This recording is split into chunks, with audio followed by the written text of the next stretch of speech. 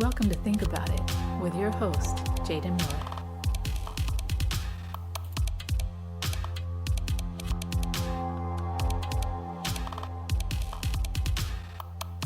Good afternoon. This is Jaden Miller, and my podcast is Think About It with Jaden Miller. I hope that you guys are doing well on this wonderful Sunday afternoon. Thank you all out there for listening. Remember to please like, share, and subscribe on my YouTube channel. And of course, you can listen to me on your favorite podcast platform. As a reminder, I drop new episodes on Wednesdays and Sundays. Today is Sunday. And again, I'm happy to be with you all. Thank you for joining me. I'm going to talk about a different subject today. I'm going to talk a little bit about love and what is love. And hopefully at the end of this episode, you will have a better definition of what it is, have a better sense of what it is. I guess I'm speaking from experience. I would like to say that I'm getting married in a few weeks. And so, of course, there's love there. Okay. Well, that's the reason why you should marry someone, or at least one of them, because you love them and you all get along and you're compatible and you see a life together, a long life together. And so I'm happy to say that I am looking forward to that in my life. I have a wonderful fiance who is exceptional in all ways. And I really have lucked up. And so I'm sure that many of you all feel the same way as well as it relates to your own relationships. So we're going to talk a little bit about love today. What is it? Have you ever been in love before? Think about it with me. Have you ever been in love? Or did you think it was love and it was something else? Like, was it lust? Or was it some other form of really, really feeling close to someone, but not quite love? Okay. So I want you to think about it with me today. I've been in love a few times throughout my life, or at least I like to think that I have. When I was much younger, it might not have been love. I might have thought it was love. It might have been lust, or it might have been that I put someone on this high pinnacle. And then when a mistake happened or they disappointed me, they came tumbling down.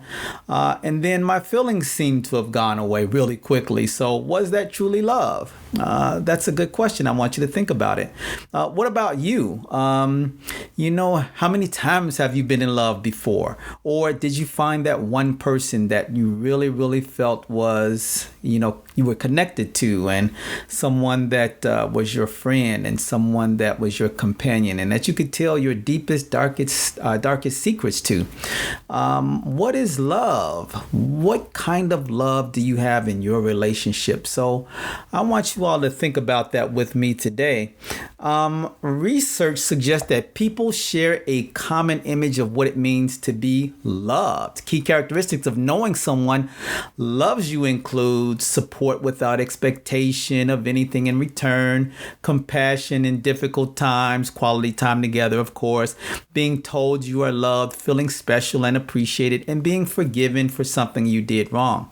By contrast, people agree that we don't feel loved when someone is possessive or tries to control us. So all of those other ways that we talked about first, support without expectation of anything in return, compassion in difficult times, of course, those are ways that we know people love us. But when someone is possessive over us, or you feel as though that they're trying to control you, certainly that does not lend to what love truly is and what love truly should be. But what does it mean to love with a pure or true love? And again, research has documented a number of different types of love. So I want you to think about these with me. There's eros, or the romantic type of love. There's the ludus, or the game playing. There's friendship, or there's logical types of loves. There's mania, or possessive, which I don't know. probably is not the best kind of love. And then there's that agape love, or the altruistic type of love. Physical attraction and intimacy are central to eros. Permissiveness and variety of partners characterize game playing, companionship. And stability are the foundations of friendship. All right. That mania that we talked about is obsessive and dependent and jealous and intensely emotional. And again, I would say that probably not the best type of love. You don't want some mania or some manic, in your life like that. And of course, agape is altruistic or all giving and selfless with no expectation of love in return. Have you ever been in love before? Have you truly ever given so much of yourself to someone? Have you really been vulnerable? Okay. Whereas you've opened yourself up to someone, knowing that at any time you could be hurt, but because you feel that connection to that person, you feel that love for that person, you feel that friendship with that person, you feel this all-encompassing feeling of warmth and all those feelings that come along with being in love with someone. Have you ever felt that before? I want you to think about it with me. Again, you're on my podcast, Think About It with Jaden Miller. Again, I ask you to like, share, and subscribe on my YouTube channel. And then again, on your favorite podcast platform, if you would like and follow. And then just tell your friends and family and everyone that you know that, hey, there's this guy, Jaden Miller. Some of you refer to me as Mr. Miller. But if you all could just let them know that I do have this podcast, that I talk about a number of different subjects. I try to keep it interesting, but I do this because I really want you all to come into my life, and I like to be a part of yours. And so, again, I drop new episodes every Wednesday and Sunday. Today, we're talking about love. We're talking about love. Can you be so selfless in a relationship? That's love. Are you willing to forgive quickly? Is that love? Are you willing to be compassionate and open and empathize with your partner? That's love. All right. How do you understand what real love is? And how do you know the difference between love and in love? All right. So I'm just going to talk to you about a few things today. As it relates to this whole love topic, okay? And I walk with trepidation when I talk about this subject. I'm in love. I've been in love before, of course. Then I've also thought that I was in love at one point in my life, and it really wasn't love. It's probably more something else. Maybe I loved the person more than they loved me. Okay. Maybe I just really, really liked the person and thought that I loved them. I think back when you're in high school, or even before, they call it puppy love. You see someone, they immediately are attracted to you. And you have this crush on them. Is that love? Okay. Is that a form of love? Okay. Or is that just intense like? Okay. And here, can you be in love with someone but not like the person? Is liking someone a precursor or a prerequisite to being in love with someone? Think about it. Okay. It is much more than meets the eye when we talk about the meaning of when you're in love with someone. All right. Sure, you're physically drawn to one another, but you also share a deep emotional bond and a desire to establish a future together. That's when you know you're in love with someone.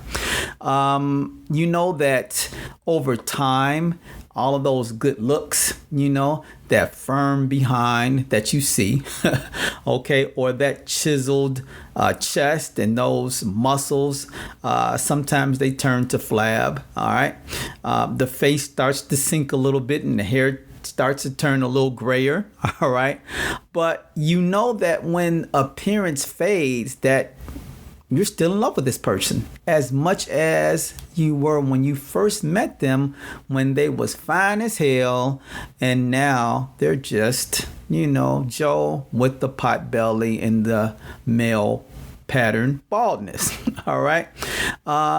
When you're in love with someone, you're completely honest and open with this person, and you want to share your most private thoughts and feelings with them. It feels like you're at home with them. There's compassion, there's kindness and generosity when you're in love. There's commitment, there's safety, and of course, there's respect. All right.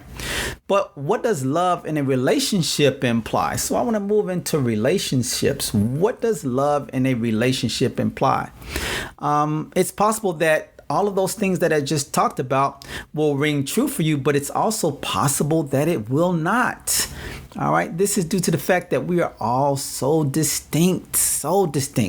We all have distinct interests and requirements in a relationship, and we all speak various love languages. And I'm going to talk to you about love languages in a little bit. And so our definitions of love are slightly different. But let me talk to you about some signs to understand what love really and truly is. All right.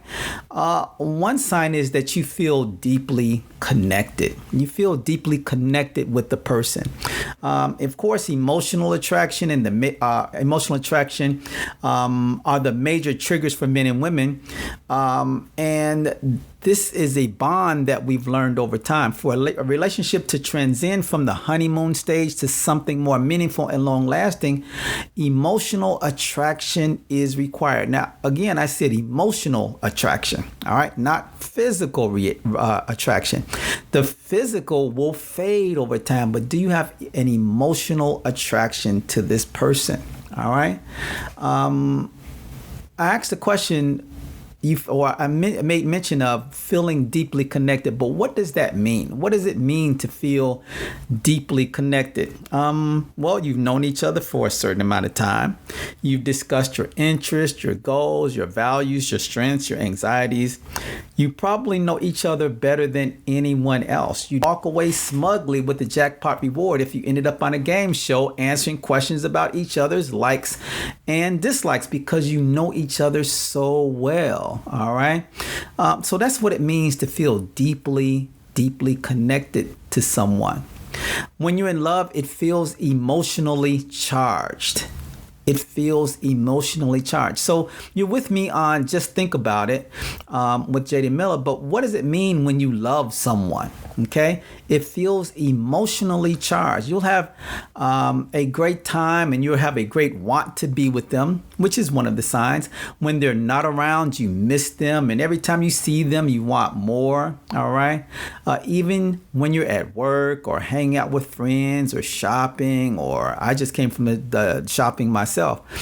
They're always on your mind. And, while I was grocery shopping today, my fiance was on my mind. I was thinking about how it would be great if we were together today, grocery shopping.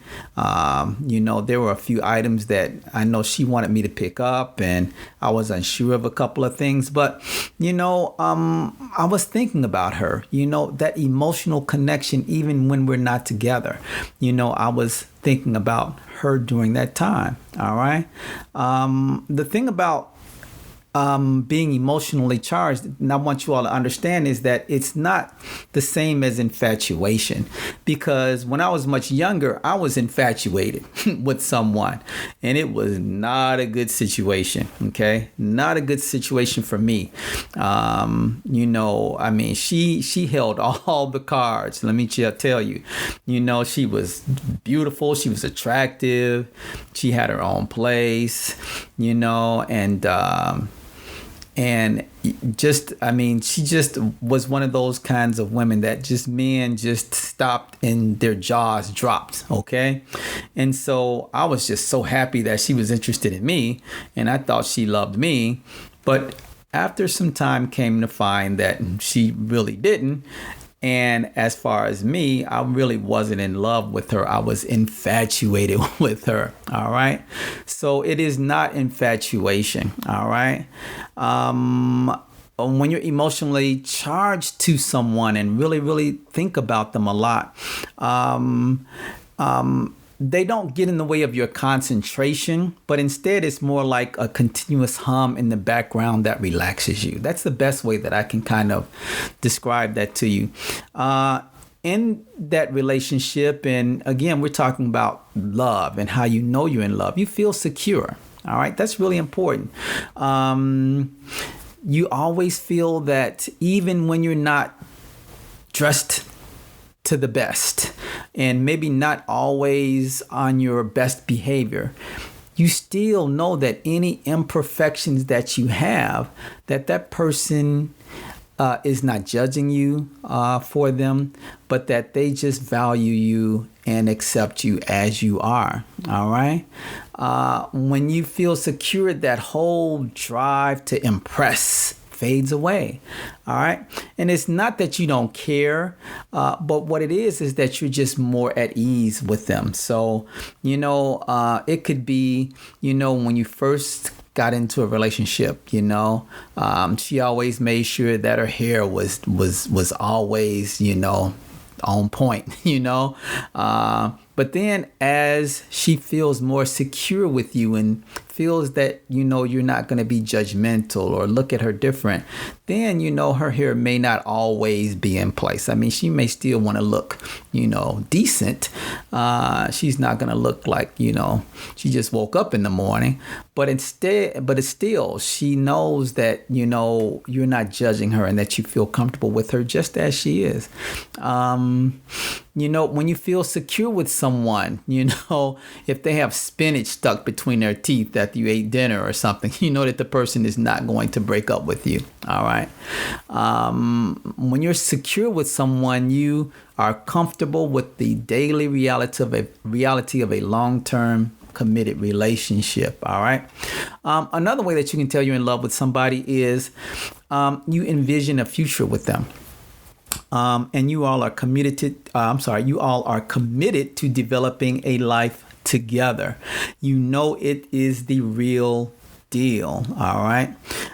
You discuss the future on a frequent basis. You create plans for the next months and maybe even years. You envision yourself maybe living with this person or getting married to this person or having children with this person. And then, you ask yourself a question. Can you imagine life without them? All right. And so if the answer to that is no, you can't imagine life without them, then that's how you know that you're in love. You're building that future together, or you want to. You want your spouse, or you want your boyfriend or your girlfriend or your significant other. You want them to be happy. You want them to be happy. The difference between loving someone and being in love with them is that you're no longer only concerned with your own happiness. You're also concerned with theirs, because you feel what your lover feels when you're in love. His happiness or her happiness becomes your happiness. His anguish or your anguish becomes your anguish. All right. It's more than love if you go out of your way to do little things to make him or her happy and find yourself getting excited when he or she gets excited. All right.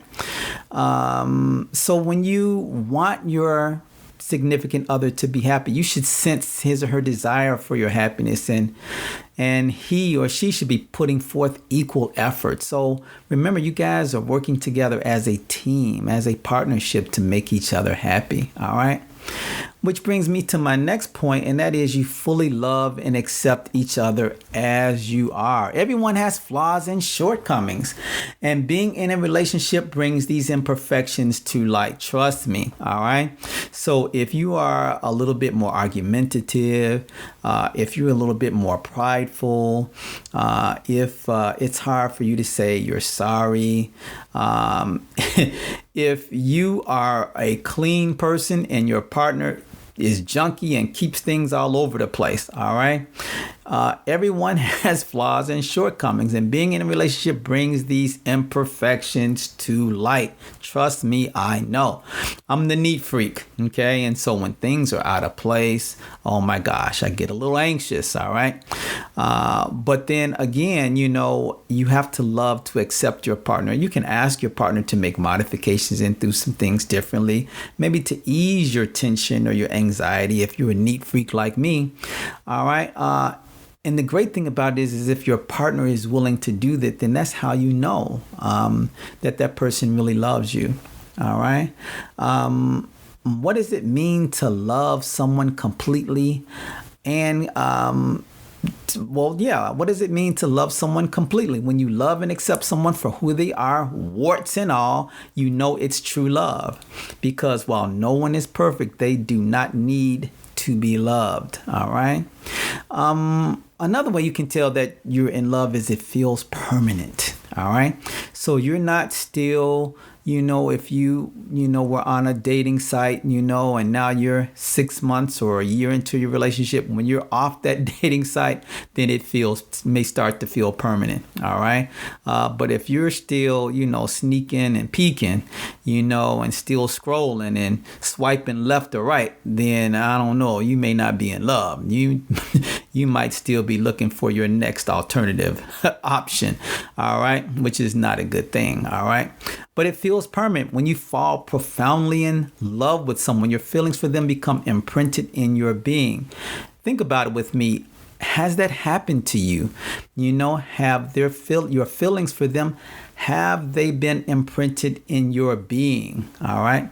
One of the reasons you can love someone long after you've broken up is because of this. All right. Because they are still imprinted in your being. All right. When it feels permanent, there's nothing about your connection that feels flimsy or transient. The bond you share has become an important part of your life and who you are, as well as a constant source of joy and comfort. All right. Another way you can tell that you're in love is your relationship requires more effort than it did before. All right. See, when you first start out, that's the honeymoon phase of a relationship where everybody's on their best behavior, where he says or she says all those nice things. Well, let's start with him. He says all those nice things and he's always on time and always has a kind word, and then she, is always got her hair done and nails done and looking good. You know what I'm talking about. All right. That's the honeymoon phase. All right. She doesn't cuss or say ugly things to you or get on your nerves or nag you. That's the honeymoon phase. You don't get into arguments or anything like that. All right. But when a relationship starts to mature and change over time, okay, you'll have arguments. It'll be much more difficult to prioritize each other. It'll take more effort from both of you than it did previously before. When you love someone, though, you do it because it's important to you. All right.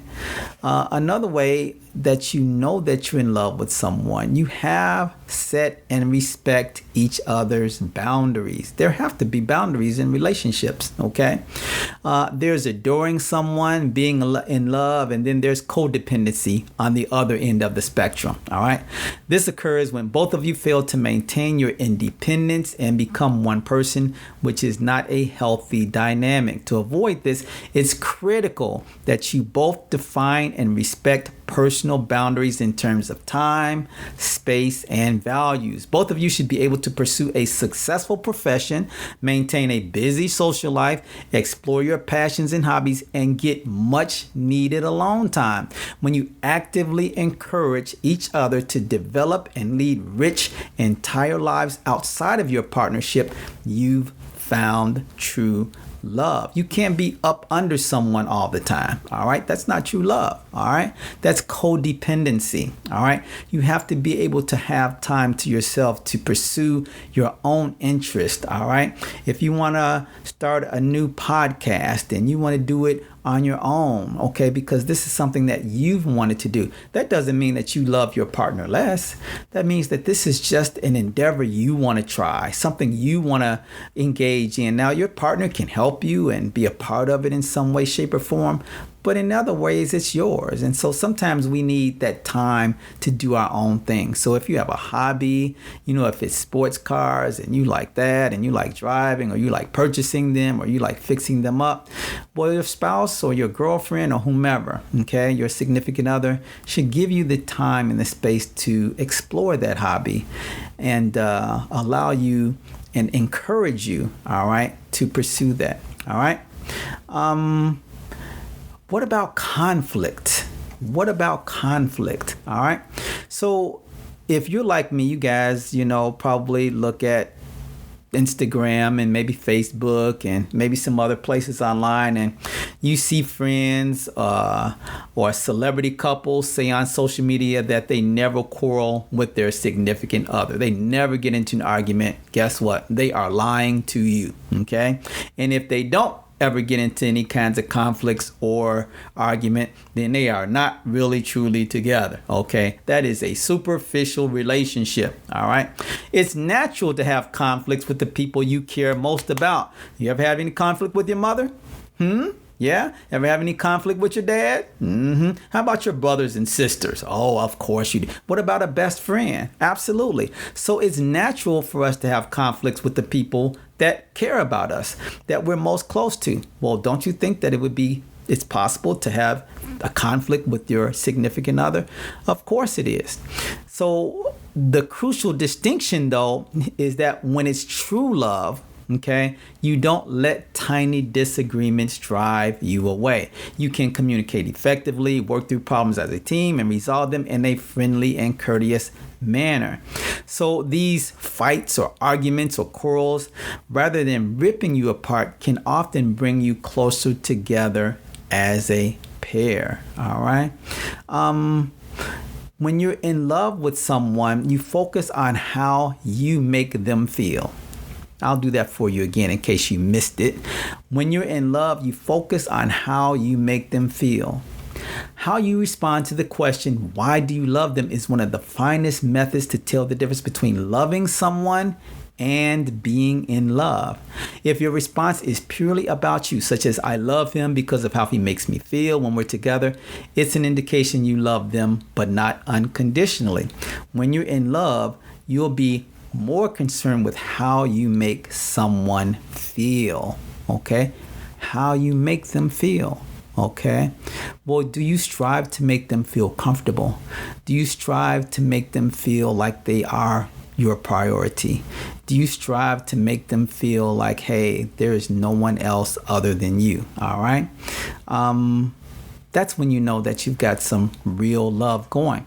What I like to do is I like to talk to older couples, about their relationships and what worked for them. There's a lot of wisdom that comes from older people and, their relationships. There's these love languages that people like to talk about quite often. And there's an author, and his name escapes me right now, but he came up with these different love languages, all right? And there are 5 of them, all right? Now, while I'm talking to you, I'm also scrolling on my computer here, trying to find them because I want to be accurate in what I share with you. And so you guys are going to have to go with me as I go back to a tab and scroll and look up the 5 love languages. And I want to talk to you all about those really quickly. The 5 love languages. All right. So what are the 5 love languages? All right. So there's a gentleman, all right, and his name is Dr. Gary Chapman. That's his name, Dr. Gary Chapman. And Dr. Gary Chapman came up with the 5 love languages. And so what are they? All right. And then what is your love language? I want you to think about it with me today on Sunday, a beautiful Sunday here in Arizona, Phoenix, Arizona. Please remember to like, share, and subscribe. I am on YouTube. Please check out my YouTube videos. And of course, you're listening to me on your favorite podcast platform. Please like and follow and share as well. All right. So Mr. Chapman came up with these 5 different love languages, and then we'll explore these really, really quickly and then get into some other tips that older couples have for those of us that are getting into or are in newer relationships. All right. So Dr. Gary Chapman says that the 5 love languages, help us to recognize who we are and how we like to be loved. All right. So I'm going to go through these and I'll tell you what mine is. And I want you to think about what yours could be. All right. So number 1, we have acts of service. Acts of service. That's one of the 5 love languages, acts of service. For these people, actions speak louder than words. So it's not about hey, I'm going to do all of these things for you. It's about doing them, okay? Not about pronouncing or announcing that I'm going to do them. Get them done, okay? So there are people that their first love language is acts of service, all right? Then next, for someone, it's receiving gifts. Receiving gifts. For some people, receiving a heartfelt gift is what makes them feel most loved. Think about it. For the first 2 love languages, are you acts of service or are you receiving gifts? Now, there's a way that you can determine which one you are. Dr. Gary Chapman has a website, of course, and you can take a small little test that's really, really quick, and it can help you determine, what your love language is. All right. Number 3 is quality time. Quality time. This language is all about giving the other person your undivided attention. That's quality time. All right. Is that one for you? Is quality time for you? Is that one of your love languages? Next is words of affirmation. Words of affirmation. This language uses words to affirm other people. All right. Words to affirm other people. And then finally, we have physical touch. To this person, nothing speaks more deeply than an appropriate physical touch. All right. So now I've taken this exam with Dr. Gary Chapman. And again, the 5 love languages are acts of service, receiving gifts, quality time, words of affirmation, and physical touch. For me, it's words of affirmation. And it's always been that way for me. As I look back in my teenage years, coming into more of an adulthood and then into career and all of that, words of affirmation mean the most to me. I like it for people to say, hey, thank you, or I really appreciate you doing this, or you are the greatest at this, or you were so good, or you touched my heart. Words of affirmation, it's not about gifts for me. Okay.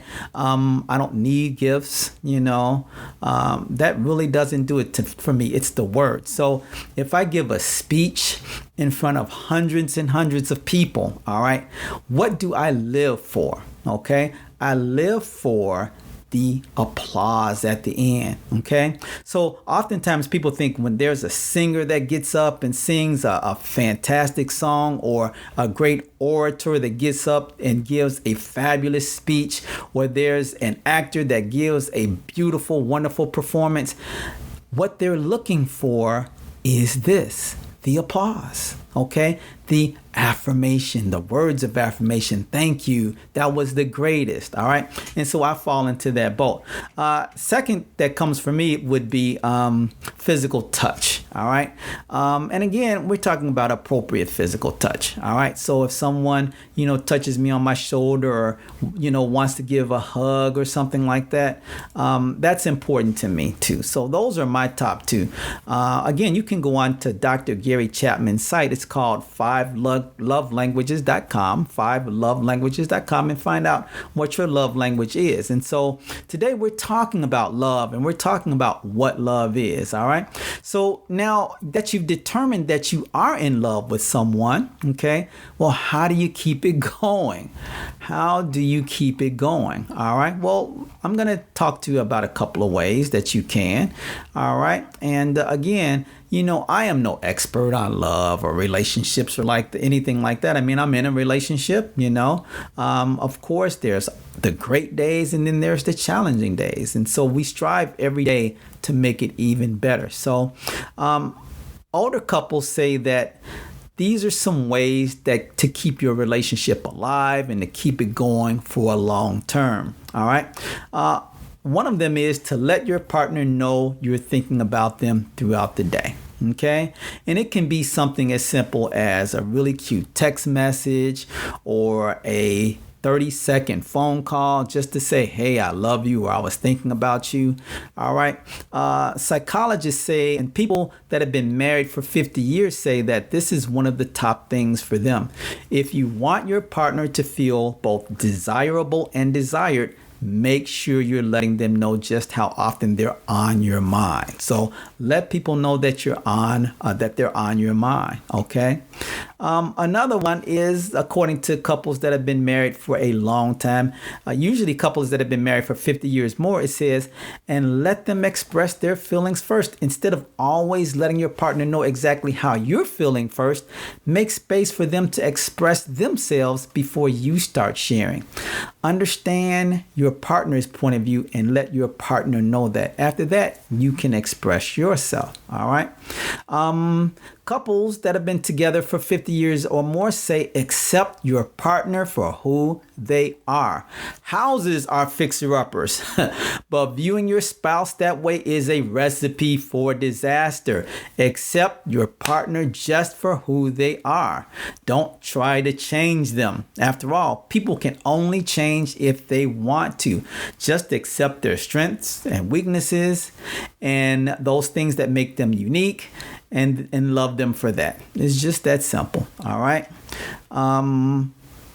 Couples that have been married for 50 years or more say they can't imagine what their life would really be without their other partner, okay? Or with their partner, okay? Just because your relationship gets rocky from time to time doesn't mean you and your spouse aren't a good match. Just try imagining life without them and you'll realize how important they are to you, okay? All right. You've got to learn how to compromise. Listen, all couples fight, okay? I do from time to time as well, all right? But half the battle is knowing which fights to pick and which ones you should meet your spouse on halfway. We compromise, says people, or act as a couple that have been married for 58 years. When you love each other, you commit to make the bumpy road of life smoother together. When you do that each day, you put the love in each other first instead of yourself. That keeps things peaceful. Again, this is great advice for couples that have been married for over 50 years. All right. Here's another couple that has been married for 56 years. They say be physically affectionate with one another. Making your spouse feel loved sometimes means more than just listening to their wants and needs. Physical affection is important too. Remember, it's important to know what your partner's love language is. All right. And so if their love language is physical touch, all right. Well, if physical touch is their love language, all right, bringing them a box of candy is not going to do it. Okay. All right. It's that whole knowledge that you need to have about your partner. All right. You should try to end the night on a positive note. Before you turn in for the evening, make sure and your spouse or your girlfriend or boyfriend or your significant other are on the same page about the disagreements you had earlier in the day. And this is one that I strive towards as well. Okay. And have not been successful at it, but still it's something we want to strive towards. All right. Don't go to bed angry. Don't go to bed angry. All right. Here's another couple that have been together 50 years. They say you need to enjoy one another's company. All right. So with work and social commitments and other family members competing for your time, it's often difficult to allocate one-on-one time with your spouse. But making a point to do so, what are we talking about now? We're talking about quality time, okay? Making a point to do so and enjoying it can make your relationship stronger in the long run. All right. You've got to enjoy doing things together. And this couple that has been married for 50 years do. And that's why they've been together as long as they have. All right. Maintain the friendship in your relationship. All right. Now, this is something that my fiance had to teach me. Okay. Because in previous relationships, I never thought that we were friends. Okay. Well, that might have been my significant other or what have you. But I never, ever thought of them as my friend or my best friend. Okay.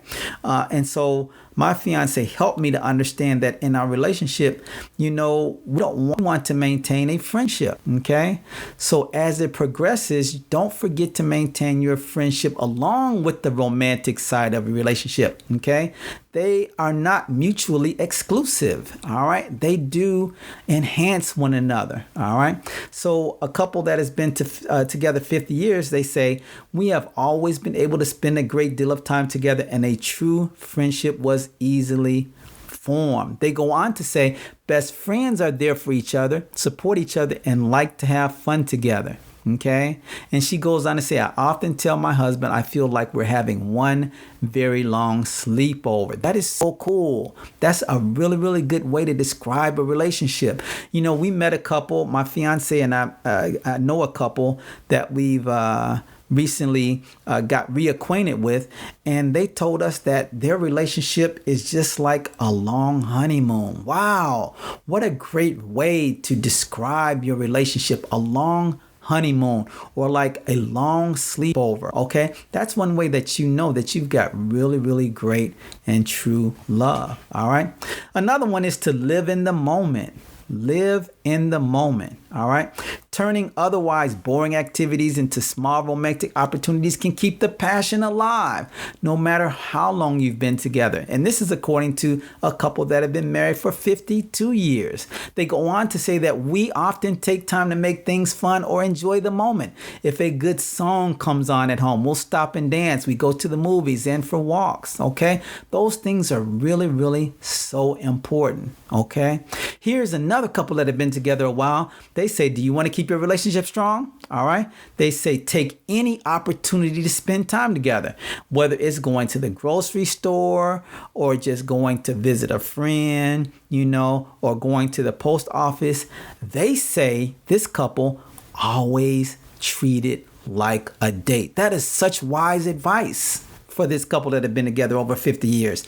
Always treat it like it's a date. That's so wonderful. All right. Here's another couple. They say, have a sense of humor about yourself and your relationship. All right. So we're talking about love today. How do you know you're in love? And when you are in love, how do you keep that love going strongly? We've talked about the 5 love languages. Okay. But in this one, it talks about sometimes things don't work out the way you plan, and we're having a sense of humor. Okay. So instead of picking a fight with your spouse or getting down, try having a good laugh about things. Laugh at yourself and at each other. Laugh with each other. Humor is the way to enjoy a relationship. All right. It is. You gotta have humor. All right. Here's another one.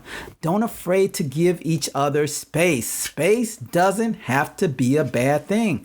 Just because you want to spend time away from your partner doesn't mean you love or cherish them any less. All right. It does not. Here's a couple that's been married for 50 years. They say, I credit still being married to living in a big house. Okay.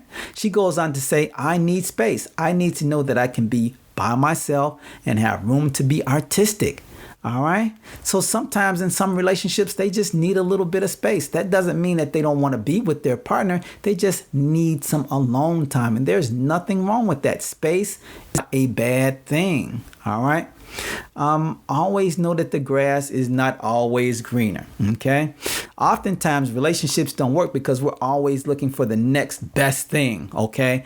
We're looking for someone that's a little prettier, or got longer hair, or bluer eyes, or a clearer skin complexion, or 6-pack abs, or chiseled muscles, or more money, or more hair.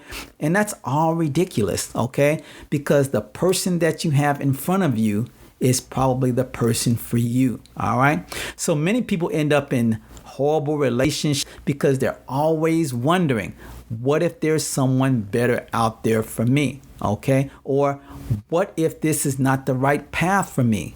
But most of the time, there isn't. This is it. All right. Right in front of you. This is it. All right. Realize this, that sometimes you will fight. Okay. People that are in love fight with each other. Like I mentioned earlier, you fight with your parents. You get disappointed with your mom or your dad. You have a fight with your brother and sister. People that love each other sometimes get into arguments and sometimes get into conflict. Sometimes People have this idolized view of relationships, meaning that nobody ever fights.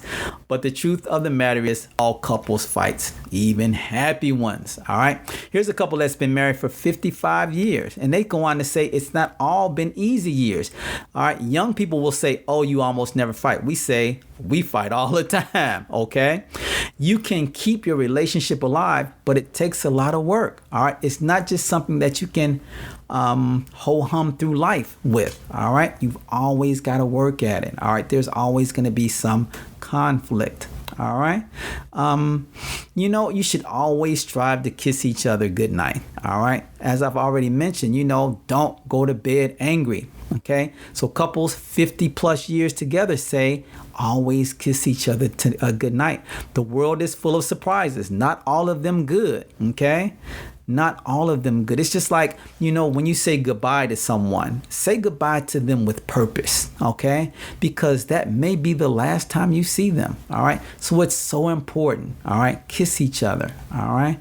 Be patient, okay, with one another, all right? Not everyone is going to reach a level, successful relationship advice or wisdom that you have, okay? Your partner may take time to get to your level, okay? Or you may need to come down some, all right, to meet another level, okay? It's all about patience and giving your partner that time, all right, to reach a level of betterness. Is betterness a word? You all are listening to Think About It with Jaden Miller. Don't forget to like, share, and subscribe on my YouTube channel. And please listen to me on your favorite podcast form. Remember, I drop new episodes every Wednesday and Sunday. Please share my podcast, share my YouTube channel with your friends and family. Today we're talking about love, how you know you're in love. We've talked about the 5 love languages, and we talked about what to that love strong. All right. You should always focus on your friendship. Okay.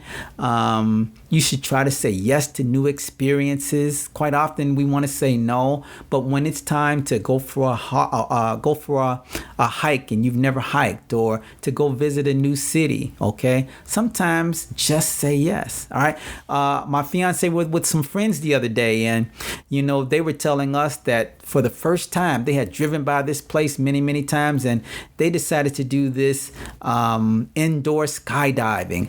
And of course they were fearful and nervous about that, but they said yes, all right, and decided to embark on a new adventure and loved it, okay? And so again, work on saying more to experiences that you and your partner can share together, all right? And then my last thing I want to talk about is just sometimes think about why you first fell in love. Why are you all together? Why did you get together in the first place? Okay. So sometimes go back in time to the beginning, and as your relationship continue to mature, and think about all of the special things that happened then and the reason why you fell in love with this person. And, that should really help you to keep a long lasting relationship. All right. So that's the podcast for today. Thank you all for listening. This is Think About It with Jaden Miller. And again, I am no expert on love.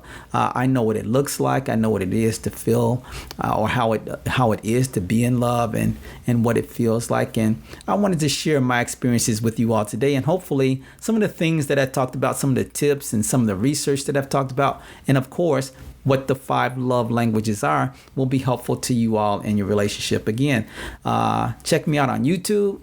Please like, share, and subscribe. And thank you for listening to me on your favorite podcast. This is Think About It with Jaden Miller. Have a great day.